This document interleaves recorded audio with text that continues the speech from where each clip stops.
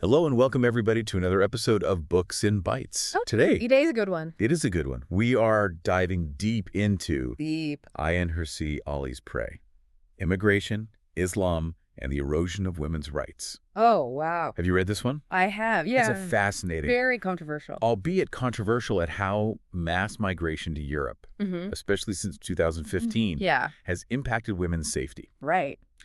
Ali argues that this influx, particularly from Muslim-majority countries, has coincided with a rise in sexual violence against women. Yeah. And she really digs into the cultural clashes at play. She does. And you know what I think is so interesting about this book is that it's not just like a dry policy analysis. Right. She weaves together crime statistics, personal accounts, even her own experiences I'm going to say. as a Somali-born woman who sought asylum in the Netherlands. Yeah. So she brings this really personal perspective to the issue. Like, It's really compelling. And I think one of the things that makes it so powerful is that it's not just anecdotal. right. Like, she really does back up her claims with data, Oh, yeah. Lots of it. which we'll get into. Mm-hmm. But it's that combination of the personal stories and the hard evidence that really makes it hit home. Absolutely. And she paints this picture of Europe that's really grappling with this rise in sexual violence, Right. particularly targeting women who don't conform to certain cultural expectations of modesty. Yes, and she doesn't just point fingers. No.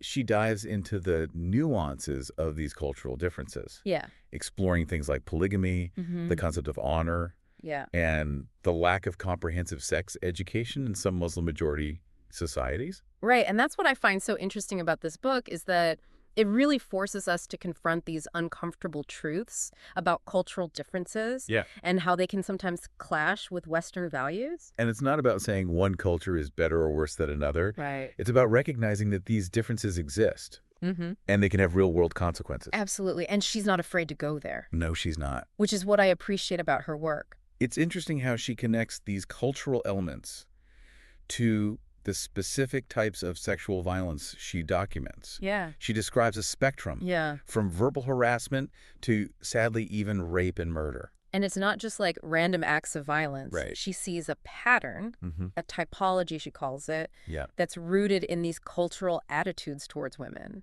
And some of the case examples she uses are really disturbing. Oh, yeah. Like the murder of that young girl, Susanna Maria Feldman in Germany, Right. or the gang rapes that happened at the We Are Shillum festival in Sweden. Those are tough to read about for sure. Those really stuck with me. Me too.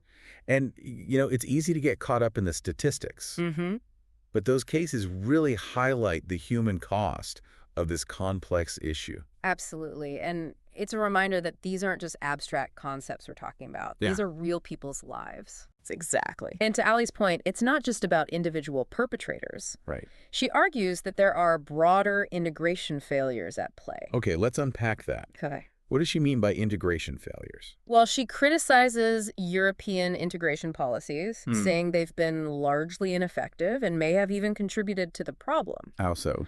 Well, she points to this concept of dawah, Oh, which is the propagation of political Islam as something that's gaining ground within some migrant communities. right.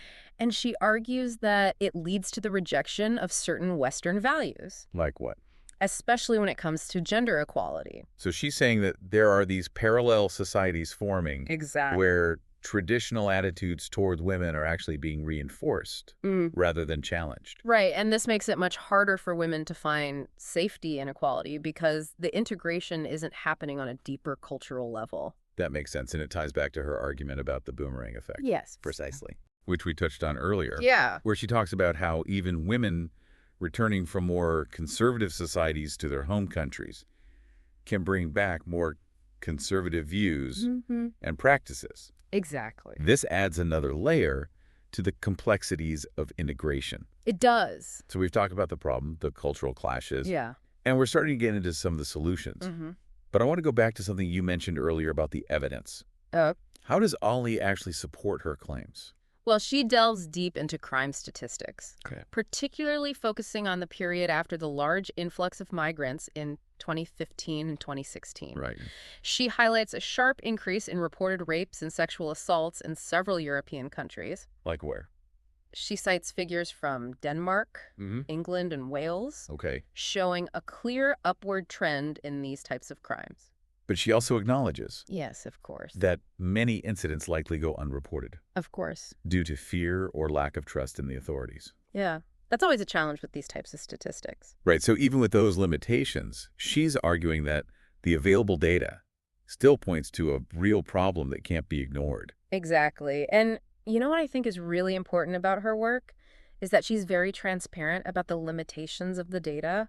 She's not trying to overstate her case. Right. She's just presenting the facts as she sees them. And she's very critical of attempts to downplay this connection Oh, yeah. between the migrant influx and the rise in sexual violence. Absolutely. She sees this as a form of political correctness gone wrong, where the fear of appearing racist or Islamophobic actually hinders honest discussion Yeah. and prevents us from finding solutions.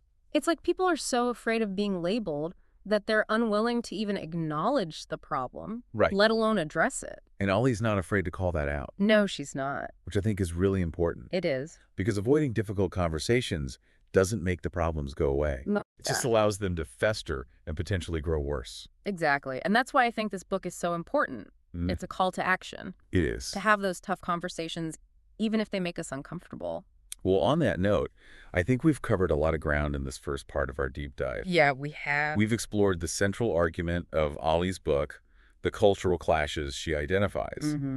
And we've started to delve into the evidence she presents Yeah. to support her claims, including the statistical data Yeah. and the specific cases she highlights. Right. And we've touched on this idea of political correctness gone wrong Yes. and how it can sometimes prevent us from having honest conversations about these difficult issues. Absolutely. But there's still so much more to unpack. Oh, yeah. We've only just scratched the surface. Exactly. So much more to discuss about the solutions she proposes, her critique of multiculturalism, her exploration of parallel societies, Yeah. and her very provocative comparison of modern Europe to the dystopian world of The Handmaid's Tale. Which is a whole other can of worms. It is. But a very interesting one. It is. It's going to be a fascinating discussion. I'm sure it will be. So for everyone listening, stay tuned for the next part of our deep dive into Ayaan Hirsi Ali's Prey. Yes, do stay tuned. It's a book that challenges our assumptions, makes us uncomfortable, and ultimately forces us to confront some of the most pressing issues of our time. I agree. You know, picking up where we left off, I think it's fascinating how Ollie connects the dots between this rise in sexual violence and what she sees as broader societal trends in Europe. You're talking about her critique of multiculturalism, right? Yeah, That's a pretty hot-button issue. it is, and Ollie doesn't shy away from it. No, she doesn't. She argues that this emphasis on preserving distinct cultures has in some cases backfired. Okay. Instead of creating a harmonious melting pot, it's led to these isolated pockets where integration just isn't happening. She calls them parallel societies, right? Exactly. Where people are living side by side but not really interacting or sharing values. Right. It's like living in different worlds, even though they're geographically in the same place. And she gives some pretty stark examples of this. She does. Like neighborhoods in cities like Stockholm, Berlin, and Paris that have become known for high crime rates and resistance to adopting Western norms. Yeah, places where the police are afraid to go. It's kind of scary to think about. It is. So how does this tie back to the issue of women's safety? Well, Ollie argues that these parallel societies can become breeding grounds for traditional attitudes towards women. Okay. Attitudes that can lead to violence and oppression. And she's particularly concerned about the lack of progress on issues like forced marriage and so-called honor violence. Right. These are issues that are often hidden from view, Right. but they're very real and they're happening in Europe. You know, when I was reading those sections of the book, Yeah. I couldn't help but think about how these issues are interconnected. It's not just about individual acts of violence. Right. It's about a whole system of beliefs that devalues women Yeah. and denies them basic rights. It's about power and control. Exactly. And that's a great point. And Ollie really emphasizes that these issues aren't confined to some far-off land. Right. They're happening right here in Europe. in our own backyard. Exactly. And she sees it as a creeping erosion of women's rights, Yeah. a slow slide back towards a more patriarchal society. And this leads to her rather provocative comparison to The Handmaid's Tale, right? Yes, it's a bold statement. It is. But she poses this question quite deliberately. Is Europe on its current path slowly moving towards a future where women's rights are severely curtailed, much like an Atwood's dystopian novel? It's a chilling thought. It is. But is she really suggesting that Europe could become a theocracy like Gilead? Not necessarily, but she is sounding the alarm. Okay. Urging us to take these trends seriously and to actively defend the values of individual liberty and gender equality. So it's more of a warning than a prediction. Exactly. A wake-up call. Yeah, I can see To that. pay attention to what's happening around us. So given all of this, what does Ali propose we do about it? Well, beyond the solutions we discussed earlier, like mandatory sex education Right. and tougher law enforcement, she also advocates for a major overhaul of the integration industry. Remember how we talked about how she criticizes the ineffectiveness of many existing integration programs? Oh, yeah, she's not a fan. She basically argues that a lot of these programs are just throwing money at the problem without addressing the root cultural issues. Right, it's like putting a Band-Aid on a gaping wound. So it's not just about learning the language or getting a job. Right. It's about a deeper cultural shift. Exactly. But how do you achieve that? That's the million-dollar question. It really is. Ali suggests that a more effective approach would focus on individual responsibility, Okay. empowering migrants to embrace the core principles of their adopted countries, while also challenging traditional beliefs that are incompatible with those principles. So it's a two-way street. Exactly. It's not just about migrants assimilating It's also about host societies being open and welcoming. and creating a space where people from different cultures can come together and build a shared future. That sounds good in theory, Mm-hmm. but isn't that a bit idealistic? Maybe. I mean, changing deeply ingrained cultural attitudes is incredibly difficult. It is absolutely, and Ali acknowledges that. She's not offering easy answers, Right. but she is urging us to at least start having those difficult conversations, to challenge the status quo and to be willing to question our own assumptions about culture and integration. And that's where the real work begins. It is. I appreciate that she's not shying away from the complexities. Me too. It would be easy to just offer simplistic solutions, Mm-hmm. but that wouldn't address the real issues at play. Exactly, and I think that's one of the things that makes Prey such a compelling read. Yeah. It forces us to grapple with these uncomfortable truths and to think critically about the challenges facing our societies. You know, one of the things that really stood out to me was Ali's discussion of the psychological impact of migration, Oh, yeah. That's an important aspect. both on migrants themselves Mm-hmm. and on host societies. Right. It's something we don't often talk about. It's a crucial aspect for sure. It is. Ali delves into the complex emotions that come with leaving one's homeland and adapting to a new culture. Mm-hmm. The sense of loss, the uncertainty, the constant struggle to navigate unfamiliar social norms. It's a lot to process. It is, and on the flip side, Yeah. she also talks about the anxieties and fears that can arise within host societies when confronted with large numbers of newcomers Right. from different cultures. It's a two-way street. It is. It's a really nuanced perspective. It is. And Ollie doesn't shy away from exploring those anxieties, No, she doesn't. which can range from economic concerns about job competition to cultural fears about the erosion of traditional ways of life. And she's not condoning those fears. Right. But she's acknowledging that they exist Mhm. and need to be addressed if we want to create a more harmonious society. Exactly. Ignoring them or dismissing them as simply racist or xenophobic is not helpful. It's counterproductive.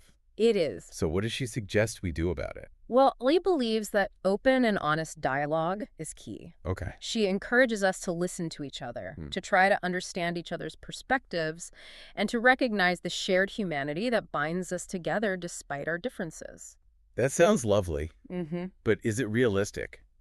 That's a good question. I mean, in today's polarized climate, it seems like people are more interested in shouting at each other than actually listening. It's definitely a challenge, and Ollie acknowledges that. Okay. But she also reminds us that we have a choice. Okay. We can continue down the path of division and fear, or we can choose to build bridges, to find common ground, and to create a more inclusive and harmonious society. It's a powerful message. It is. And it's a reminder that we all have a role to play in shaping the future of our societies. We do. All right, so we've spent the last couple parts really getting into the problems that Ali lays out in Prey. Yeah, it's heavy stuff. It is. But now I kind of want to shift gears and talk about, like, okay, so what do we do about all this? Well, where do we go from here? Exactly. What does she actually suggest? Well, given how complex everything is, her solutions, you won't be surprised, they aren't simple. Right. But there are some key areas she focuses on.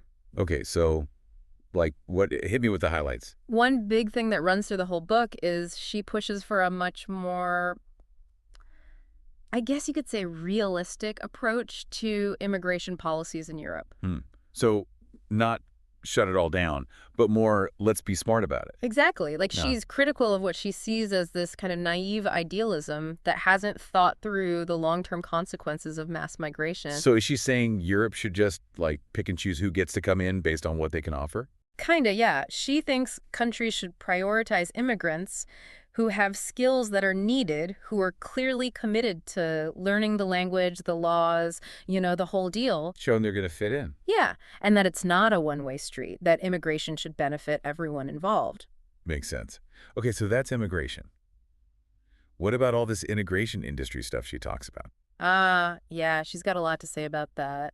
Still thinks a lot of those programs are just throwing money at the problem without getting at the root causes. We talked about that, how it's like putting a Band-Aid on something that needs surgery. Exactly. She wants a total overhaul, more like laser-focused programs that actually get migrants to a place where they can support themselves. Streamlined work permits, the language training, that sort of thing. Yeah, but like really good language training, going deep, not just how to order a coffee stuff. Right, more like cultural immersion almost. Yeah, and job help that understands the specific issues migrants face, especially women.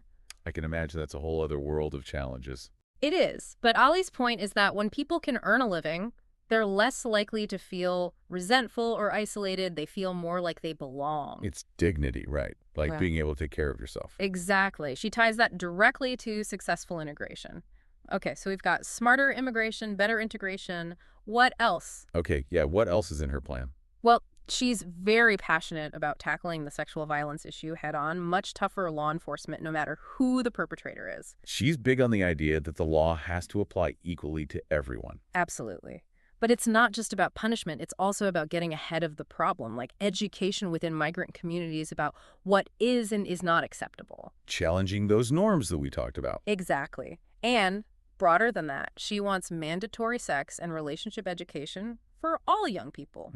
Starting young to instill those values. Yep, teaching about consent, healthy relationships, respect between men and women. That's a lot to tackle.